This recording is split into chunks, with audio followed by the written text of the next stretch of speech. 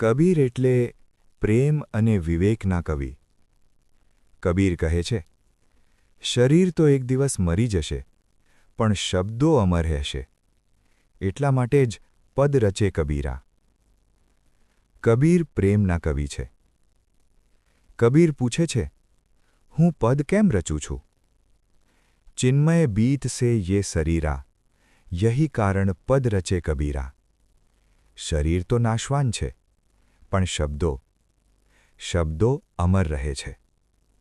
કબીર જાણે છે, પ્રાણ તો ઉડી જશે, પણ તેની વાણી લોકોના જીવનને પ્રકાશિત કરતી રહેશે.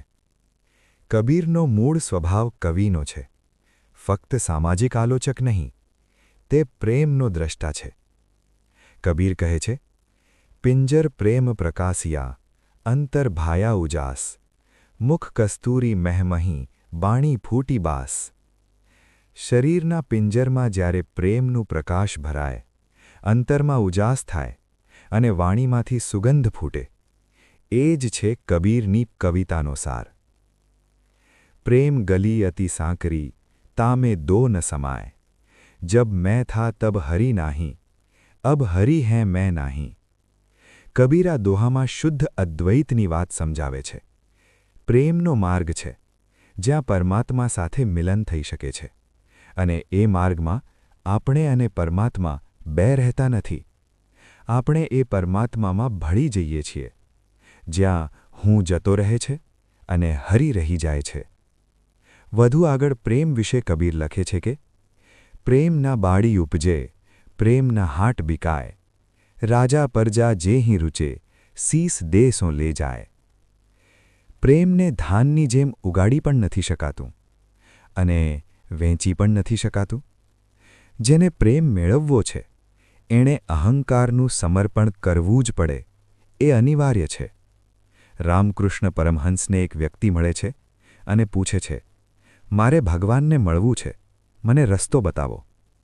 પરમહંસ એની સામે જુએ છે અને પૂછે છે, જીવનમાં કોઈને પ્રેમ કર્યો છે ખરો? પ્રેમનો અનુભવ થયો છે ખરો? એ વ્યક્તિ કહે છે, ના, હું નથી જાણતો પ્રેમના અનુભવ વિશે. તો પરમહંસ આપ જવાબ આપે છે, તો ભગવાન તમને નહીં મળે, કારણ કે એક જ રસ્તો છે, પ્રેમનો. એના થકી જ પરમની અનુભૂતિ થઈ શકે છે. આગળ કબીર કહે છે, પ્રેમ પિયાલા જો પીએ, સિસ દક્ષિણ દેઈ, લોભ મોહ સબ છોડી કે, તબ પ્રેમ અમોલક હોય. અહીં કબીર શુદ્ધ પ્રેમની વાત કરે છે. કહે છે કે પ્રેમનો રસ એ જ માણસ પી શકે, જેણે લોભ અને મોહનો ત્યાગ કર્યો હોય. તો જ પ્રેમ અમૂલ્ય બને છે. અને અંતમાં કબીર જીવનનો મર્મ કહે છે, કબીરા જબ હમ પૈદા હુએ, જગ હસે હમ રોએ, એસી કરની કર ચલો, હમ હસે જગ રોએ.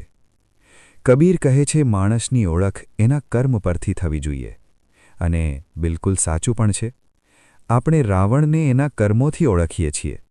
નહીં તો રાવણ પણ જ્ઞાની હતો, શિવનો ઉપાસક હતો અને વરદાન પ્રાપ્ત કરેલો હતો. પણ અંતે આપણે એના જીવનને એના કર્મોથી જ તોલીએ છીએ. એટલે કબીર કહે છે, લોકોને એવા વિચારો આપો જે તેમના જીવનમાં પ્રકાશ લાવે. શરીર નહીં રહે, પણ વિચાર રહેશે. તમે નહીં રહો, પણ લોકો તમને યાદ કરશે.